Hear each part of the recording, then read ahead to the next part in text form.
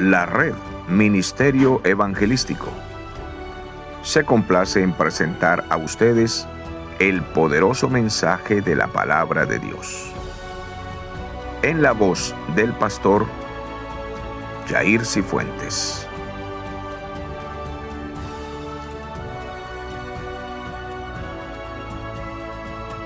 Bienvenidos una vez más a nuestros programas devocionales diarios. Estamos muy contentos de compartir la palabra de Dios a través de estos medios. También se envían los mensajes a la radio y sabemos que hay personas que están siendo bendecidas con el mensaje del Evangelio, la palabra de Dios puesta sobre la mesa. Hemos llegado ahora al libro de Apocalipsis y pudimos dar una corta introducción en la clase pasada. Nos encontramos ahora en el capítulo 1 del libro escrito por el apóstol Juan. Y la palabra del Señor dice: la revelación de Jesucristo que Dios le dio para manifestar a sus siervos las cosas que deben suceder pronto. La declaró enviándola por medio de su ángel a Juan. Bien, en los 20 versículos que tiene este capítulo, se nos habla de las cosas que vio Juan. Juan comienza diciendo que es una revelación que Dios le dio a Jesucristo. Y Jesucristo envía este mensaje por medio de su ángel a Juan. Ahora, como habíamos dicho en la introducción, Apocalipsis es un desvelamiento, es decir, se quita el velo y se ve el futuro. Eran las cosas que debían acontecer y que Dios estaba revelando a la iglesia, y entrega este mensaje por medio de Cristo, y Cristo por medio de su ángel entrega este mensaje al apóstol Juan. Juan entonces tiene el propósito de escribir, de compartir toda esta información con los siervos del Señor. Lo primero que debemos comprender es la misericordia que Dios tiene con los verdaderos creyentes, sus hijos redimidos y salvados únicamente por la gracia del Señor. Porque este mensaje en sí no es para el mundo impío de una forma directa, en el sentido de que ellos no lo van a comprender. Dios nos llama a la salvación y nos revela el futuro por su gracia, por su misericordia. Y en esta revelación se nos dice cuál es el plan de Dios para su iglesia, para los creyentes, y cuál es el plan de Dios para este mundo impío. Y nosotros podemos quedar sorprendidos una vez más de la gracia y misericordia de Dios con nosotros, que se nos revela y podemos comprender lo que le espera a este mundo, a los imperios, a las naciones, a los pecadores, a los que se mofan de ser sabios, a los que piensan que son muy inteligentes, muy astutos y muy hábiles para pecar. ¿Qué es lo que a ellos les espera? Y esto es impresionante, porque nosotros podemos comprenderlo no porque seamos más inteligentes que ellos, sino porque Dios ha querido revelarnos a nosotros, dejar que nuestro corazón entienda y sea dócil, manso, para recibir la palabra del Señor, y podamos ser salvos por esa gracia maravillosa que Dios nos dio en su Hijo Jesucristo. Y de esta manera nos comunica el mensaje. El apóstol Juan habla esta palabra profética que Dios le comunicó, y dice que él da testimonio acerca de Jesús, de la palabra de Dios y de Cristo, y cuenta de todas estas visiones celestiales. Entonces dice que Juan, versículo 2 y 3, ha dado testimonio de la palabra de Dios, del Señor Jesucristo, y de todas las cosas que él ha visto. Pero entonces añade una bienaventuranza: que las escuche el pueblo, y que es bienaventurado el que lee. También es bienaventurado el que escucha y el que puede entender y puede guardar en su corazón todas estas palabras. Bienaventurado el que lee, los que oyen las palabras de esta profecía y guardan las cosas escritas en esta profecía, porque el tiempo, dice el Señor, está cerca. Podemos ver entonces la clara intención de Dios. Él quiere que todos escuchemos. Él no nos niega la oportunidad de saber qué es lo que va a suceder. Él quiere que la asamblea entera pueda poner el oído, aplicar todos sus sentidos, escuchar con atención y no jugar. Tomar con mucha reverencia lo que Dios está desvelando, lo que Dios está revelando. Él está abriendo el telón y dice: miren mis escogidos, lo que el mundo no puede ver y no puede entender. El mundo que se cree sabio pretende hablar de Apocalipsis. El mundo que se cree inteligente y astuto pretende saber lo que viene. Ellos ni saben ni entienden, Por eso inventan aquello de los marcianos. Por eso inventan tantas historietas como la humanidad desciende del chimpancé. Por eso inventan cómo el mundo apareció de una forma y de otra según la ciencia, pero no pueden comprender lo que nosotros por gracia podemos comprender. Cómo fue creado el mundo, de dónde venimos nosotros, somos obra de Dios, creados del barro, se nos dio aliento de vida, el hombre pecó, Dios estableció un plan, escogió una nación, en esa nación escogió o envió, perdón, a su hijo amado muere en la cruz por nosotros, resucita, se va, nos deja su Espíritu Santo, levanta una iglesia, un nuevo pueblo que se extiende por el mundo entero para predicar su evangelio y de entre estos hombres escoge a Juan para revelarle el futuro. Bueno, de manera especial a él, aunque lo hizo con otros también, de revelarles en parte, como a Daniel, como a Pablo, en fin. Pero de manera muy especial a Juan el apóstol, el último apóstol, es decir, porque fue el más viejito, el que no murió asesinado, el que murió de muy anciano, cuando fue exiliado a la isla de Palmos, él estaba orando y allí se le revelaron estas cosas y no se le revelaron solamente a él, sino se le dio el mensaje para que lo extendiera hacia toda la iglesia en el mundo entero. Y ahí estamos nosotros. ¿No ve usted lo maravilloso? Dios tenía un plan de antemano y nosotros fuimos escogidos para saber cuál es su plan. Entonces dice la palabra, Juan, a las 7 iglesias que están en Asia, gracia y paz a vosotros de parte del que es y que era y que ha de venir y de los 7 espíritus que están delante de su trono. Entonces se le envía este mensaje a iglesias inmediatas. Había en Asia Menor, lo que hoy es Turquía y sus alrededores, se le llamaba Asia. En esas iglesias o en esas provincias había iglesias que habían fundado los apóstoles y los creyentes de aquella época, y de manera inmediata se les envía la carta a ellos. Pero estas cartas quedan vivas, esta letra, esta literatura queda viva hasta el día de hoy y ahora nosotros la recibimos. Entonces, estas iglesias reciben y deben leer a todos los creyentes.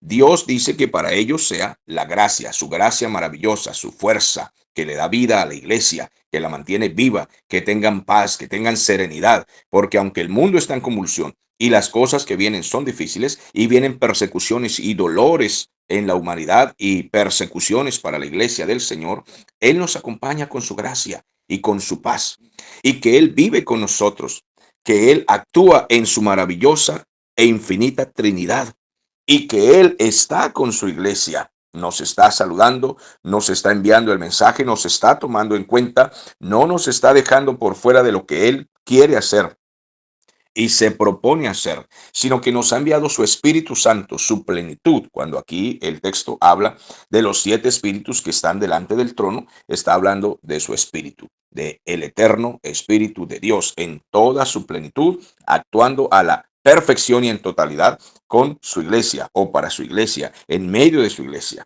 Así de que vamos a encontrar en el Apocalipsis muchos números.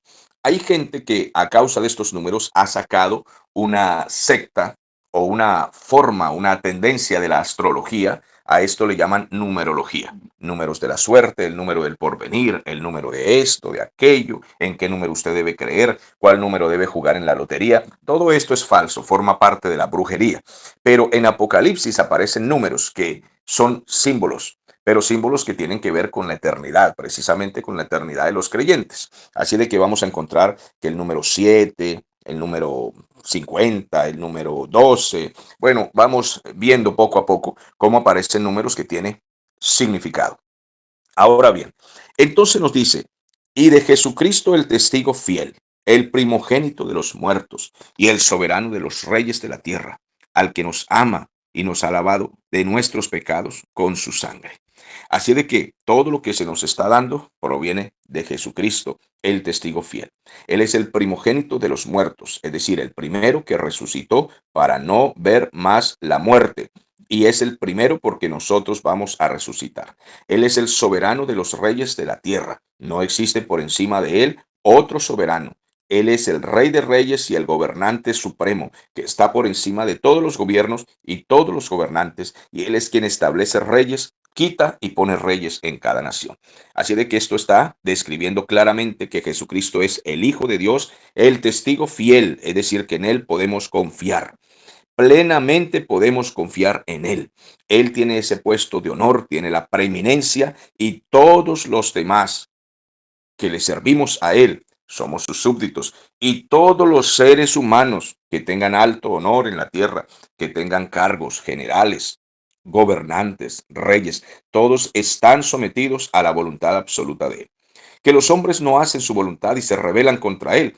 Precisamente de esto tendrán que dar cuenta en el juicio final, porque Dios es quien ha permitido y quien ha establecido todas las cosas en la tierra para que funcionen según su poder soberano.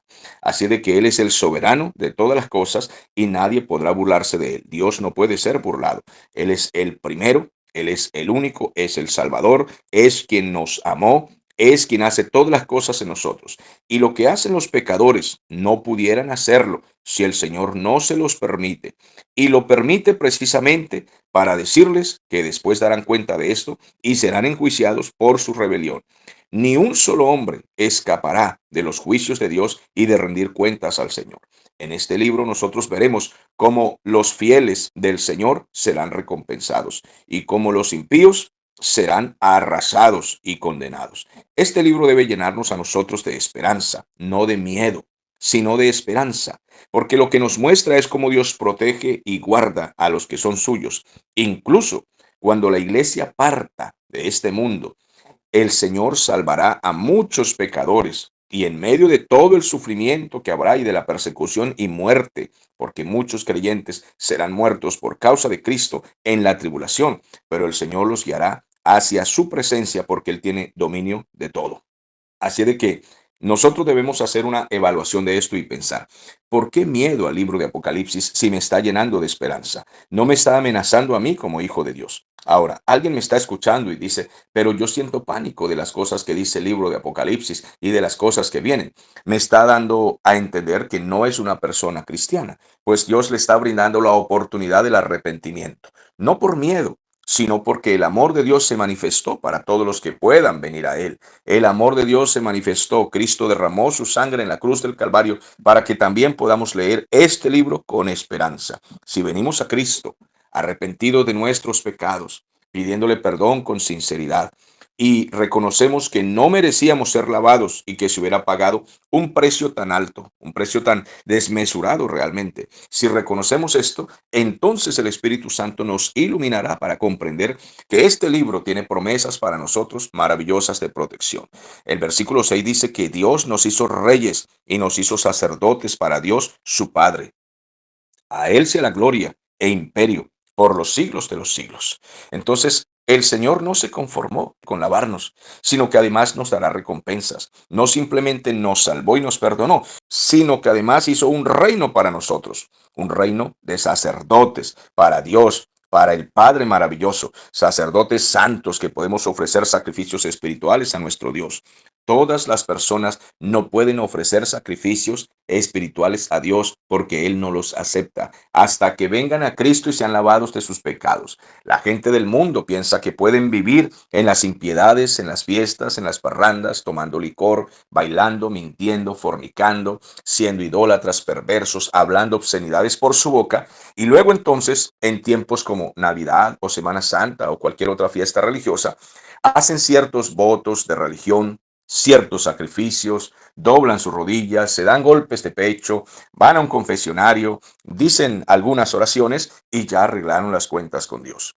Amigo y hermano, Dios no puede ser burlado. Dios acepta los sacrificios espirituales de su pueblo, de sus redimidos, los que han sido salvados y perdonados, los que se han puesto de rodillas ante Él y han confesado que son pecadores para entregar su vida en las manos de Cristo y ser sellados con su Espíritu Santo. Nadie puede pretender dar sacrificios espirituales al Señor si vive como un mundano, como una persona impía. Necesitamos venir a Cristo Jesús primero. Él nos llamó precisamente de las tinieblas a su luz admirable para que seamos reyes y sacerdotes. Él es digno del dominio de todas nuestras vidas y de la iglesia en el mundo entero y debemos rendir nuestra vida a Él. Se nos hace una advertencia en el versículo 7. He aquí que viene pronto. He aquí que viene con las nubes, todo ojo le verá.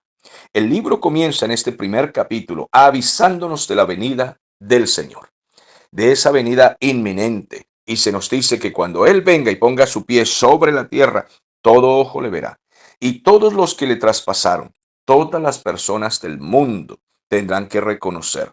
Todos los linajes de la tierra se lamentarán por causa de Él y dirán, sí, este es el que fue crucificado. Este es el que fue asesinado. Él viene en las nubes, en esos carros celestiales.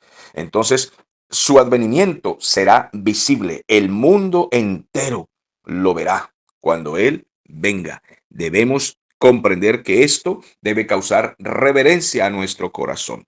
El mundo entero, ¿cómo hará el mundo entero para verle? Bueno, la Biblia no lo describe. Nosotros podemos simplemente presentar ejemplos. No vamos a especular lo que no sabemos. Presentamos ejemplos. Hoy existen muchos satélites en el planeta entero. Existen medios de comunicación, los cuales divisan todo objeto volador no identificado que viene hacia el planeta. Entonces creemos, algunos pensamos, sin especular, solo pensamos que a través de los teléfonos, computadores, televisión, los satélites captarán esa venida del Señor y esa gente que fue culpable, todas esas naciones que han sido enemigas de Cristo, porque hay mucha inocencia o ingenuidad incluso dentro de la iglesia. Hay gente en la iglesia que no comprende cómo es que lamentarán las naciones y dirán, este fue aquel a quien crucificamos. Lo que sucede es que no podemos ser tan ingenuos. Las naciones odian a Cristo. Ellos no se paran necesariamente en la televisión y dicen, mire, nosotros odiamos a Cristo y queremos volverlo a asesinar, queremos luchar contra él. No necesariamente lo dicen así. Sin embargo, estamos asombrados como hoy en día ya abiertamente la televisión y los medios de comunicación están mostrando cómo adoran a Satanás. Se están levantando sectas satánicas, directamente la religión diabólica de adorar al diablo y de desafiar a Dios. Esto no es una novedad para ustedes, espero que no lo sea, pues ya están los medios de comunicación. Distintas naciones, ciudades están haciendo templos a Satanás, hacen imágenes diabólicas, hacen procesiones en los templetes, las ferias de las ciudades y sacan estas imágenes a pasear y el mundo adora. Incluso han hecho imágenes de toros y están adorando. Otros han hecho lo que llaman el macho cabrío y también lo adoran. Sinceramente, hoy día no es para nosotros una expresión extraña decir que el mundo odia a Cristo, porque esto es muy abierto. Lo que sucede es que a veces nos queremos hacer ingenuos y desconocer que el mundo odia abiertamente al Señor. Así de que cuando lo vean, que Él viene a juzgar a sus enemigos y establecer su reino, pues los creyentes que estén en ese momento celebrarán, se gozarán. Todos estarán contentos diciendo sí, amén. Todos. Y nosotros que ya estaremos en cuerpo glorificado con el Señor, también celebraremos. Danzaremos de la justicia del Señor, de la alegría de su justicia. Pero el mundo entero que ha desafiado a Cristo, se han burlado de la Biblia, que han roto Biblias públicamente, tendrán que lamentar. Los que se han burlado del Evangelio, los que han dicho que la palabra de Dios es mentira, todos ellos lamentarán. Y el Señor no solo hace su advertencia y su aviso de que vendrá, sino Él dice quién es. El Señor Jesús dice, yo soy el alfa y la omega. Significa principio y fin de todas las cosas, dice el Señor. El que es, el que era y el que ha de venir, el Todopoderoso. Entonces, como todo un orador, el Señor, mostrándonos toda su personalidad y quién es Él, nos está diciendo que es el alfa y la omega. Para los que pueden comprender, la primera y última letra del alfabeto griego. Por eso significa el principio y el fin. Así de que el Señor se está presentando como el dueño de todo lo que existe, de toda la creación y del futuro de la humanidad y del futuro del universo. Él es la fuente de todo y Él es la meta de todo. De Él proviene todo lo que existe y cuando todo se acabe es porque Él le ha puesto fin a todas las cosas. No sé por qué los hombres son o somos tan orgullosos y a veces tan arrogantes. Si nosotros dependemos, incluso el aire que respiramos, es porque el Señor nos lo otorga. Él es quien comenzó todo y Él es quien pondrá fin a todo. Él tiene un programa divino. Él es, dice, el que es, el que era y que ha de venir. Él es eterno. en su ser es el Todopoderoso. Y Dios entregó toda la autoridad a su unigénito Hijo Jesucristo, quien en la Trinidad también es el Dios Todopoderoso, el único Dios verdadero. Entonces Juan nos dice en el versículo 9: yo, Juan, vuestro hermano y compañero en la tribulación, en el reino y en la perseverancia de Jesucristo, estaba en la isla de Patmos. ¿Por qué? Prisionero, por causa de la palabra de Dios y del testimonio de Jesucristo. Entonces Juan, que es el autor de esta literatura, de este libro, él dice que es copartícipe de todos los sufrimientos, de todas las angustias que sufrieron en esos días los creyentes y que a través de los años todos los creyentes hemos sufrido en el mundo.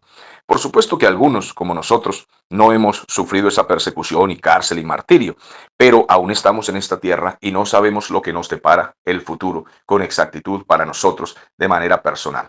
Yo, por ejemplo, no sé si tendré que ir a una cárcel por causa de Cristo, de mis predicaciones, que a veces son un poco desafiantes y lo reconozco. Nuestras predicaciones son a veces desafiantes, pero la intención no es creernos muy valientes, sino confrontar a este mundo impío, a estos gobernantes impíos, sodomitas, que han corrompido el mundo, a esta psicología moderna y todo su sistema de supuesta educación universitaria, que lo único que ha hecho es corromper a la humanidad, a este sistema de ciencia que ha puesto en la mano de cada niño un teléfono con toda la intención de destruir a los niños. Y lamentablemente los padres de familia de hoy no tienen gobierno sobre sus hijos y están destruyendo a sus propios hijos en su propia casa. Pero el sistema es muy planeado. Toda esta ciencia, esta sabiduría, esta psicología y estos gobiernos tienen un plan, todas esas élites, y es destruir los cerebros humanos. Que los humanos se vuelvan cada vez más tontos y entregados a este sistema corrompido para que ellos puedan gobernarlos y dominarlos a su antojo. Pero, como dijo Pablo a los tesalonicenses, nosotros somos de la luz. Así de que, mis amados hermanos, nosotros no podemos estar envueltos por este sistema pagano, morboso, de juegos y videitos tan bajos en donde nos tienen entretenidos para que nuestro cerebro y nuestro espíritu se apague y se muera. Nosotros somos de la luz. Tenemos nuestra mente muy activa en las cosas espirituales, nuestro espíritu muy activo en las cosas espirituales. Estamos muy claros de las cosas que vienen y muy entendidos de que el Señor viene. Por eso desde las 4 de la mañana nuestras ocupaciones son en la obra del Señor. Siempre pendientes de que el Evangelio del reino de Dios que promete que Cristo vendrá se extienda en el mundo entero a través de estos medios, predicaciones en las iglesias, en las calles, en auditorios, en las redes, en la radio, porque nosotros sabemos que el Señor viene. Él prometió. Ahora bien, esto quizá nos llegue a causar pronto persecución y cárcel. Y Juan dice que él es participante en todos estos sufrimientos, en la tribulación, en el reino, en la paciencia de Jesucristo. Él vincula toda esta tribulación con la perseverancia, con la paciencia, con el reino. Todos los creyentes tenemos que estar claros y tener la misma fe. Tenemos que estar seguros de que adoramos al mismo Cristo, y si aborrecieron a Cristo, nos van a aborrecer a nosotros. Es necesario que a través de muchas dificultades nosotros podamos entrar al reino del Señor. Entonces Juan estaba encarcelado, estaba en la isla de Patmos, una isla que en ese tiempo era para tortura y que hoy, al parecer, según lo que hemos podido leer y escudriñar, es una isla de turismo donde la gente va a pasear y tomarse fotos allí en la playa y decir: estuve en la isla donde Juan estuvo preso. Pero mire que mientras hoy la gente va a pasear, Juan estaba allí pagando un alto precio. A causa de ser un hijo de Dios, estaba prisionero, cautivo, estaba siendo torturado en el sentido de que allí eran expuestos al calor, a la sed, al hambre, a trabajos duros, eran abandonados, solitarios, y todo esto por la causa de Cristo. Pero miren que este hombre Juan no estaba allí lloriqueando. Ay, Señor, cuánto sufro por causa del Evangelio, y mis hermanos no me envían ofrendas y diezmos y platica aquí para yo comprar mis cosas necesarias en esta isla. No, Juan estaba orando, estaba metido en el Espíritu, y doy gracias a Dios de que Juan no tenía celular. Doy gracias a Dios de que mi Dios no le proveyó un computador a Juan. Doy gracias a Dios de que nunca le quiso dejar un televisor en sus manos. Ustedes comprenden el mensaje. Porque Juan se hubiera puesto a mirar ese teléfono y todas las porquerías que nos envían al teléfono durante el día, quitándonos nuestro tiempo y desgraciándonos la vida. No, mis amados hermanos, Dios quiere hablar a su pueblo, pero no ha podido en este tiempo. Dios quiere hablar a su pueblo. ¿Cómo? A través de su palabra. Dios quiere iluminarnos la revelación escrita en la Biblia. Dios quiere que nuestra mente, nuestro cerebro funcione bien. Pero los medios de comunicación y las ocupaciones tontas y a veces ridículas de esta vida no nos dejan escuchar la voz de Dios. Oh, queremos ser hombres como los apóstoles, como Juan el Bautista y Juan el Apóstol, que reciban revelaciones de Dios. Amados hermanos, ¿cómo Dios le va a hablar a un pueblo sordo? ¿Cómo Dios le va a hablar a un pueblo entretenido? ¿Cómo Dios le va a hablar a estos cristianos modernos que se la pasan jugando y escribiéndose en grupos de las redes que son para jugar y para enviarse videos locos? Dios quiere hablar a un pueblo que está en el Espíritu, a un pueblo que se dedique a Él y que su oído esté atento a la voz de Él. Dios no ha podido hablar a su iglesia en este tiempo porque la iglesia actual, moderna, está muy entretenida. Aquí nos involucramos todos con mucho pesar, con mucho dolor. Juan, gracias a Dios, no tenía plata para comprar un teléfono. Gracias a Dios. Doy gracias a Dios por esto. Que él no tenía con qué comprarse una cosa de estas que le quitara su tiempo viendo allí carritos chocones. Amados hermanos, Juan estaba orando, metido con Dios. ¿Qué nos enseña esto? Que a veces Dios nos lleva a situaciones muy difíciles, muy conflictivas, tan difíciles que nosotros llegamos incluso a quejarnos por qué Dios nos ha metido en una prueba tan difícil por su causa. Pero luego, cuando viene la respuesta de Dios, comprendemos que era necesario. Era necesario que Juan fuese enviado a la isla de Patmos y sufriera soledad. Era necesario que allí estuviera angustiado. Era necesario que se sintiera solo y abandonado y a punto del martirio, a punto de ser asesinado. Era necesario, porque entonces Juan dobló sus rodillas, entró en oración, clamó a Dios con poder, y estando Juan en esta situación, casi nada, recibió tremenda revelación del futuro del universo. Imagínense ustedes, era necesario que Juan estuviera así. Dice el versículo 10, estando yo en el Espíritu, en el día del Señor, en el Espíritu estaba Juan, en el día del Señor, un día domingo, el día de la resurrección, y oí detrás de mí una gran voz como de trompeta. Juan estaba orando, no estaba entretenido, estaba buscando la presencia de Dios, y de pronto, Juan, yo soy el Alfa y la Omega. Imagínese esa voz de trompeta potente, poderosa, respondiendo a la oración de un hombre que no tenía tiempo para jugar carritos locos en un computador. Amados, creo que el Espíritu Santo nos está diciendo algo esta mañana, algo grande. El Espíritu Santo nos está diciendo algo glorioso hoy.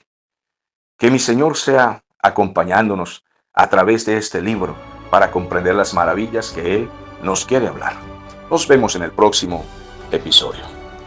Estimado amigo, Jesucristo puede salvarle si usted le pide perdón por sus pecados. Gracias por escuchar el mensaje del Evangelio.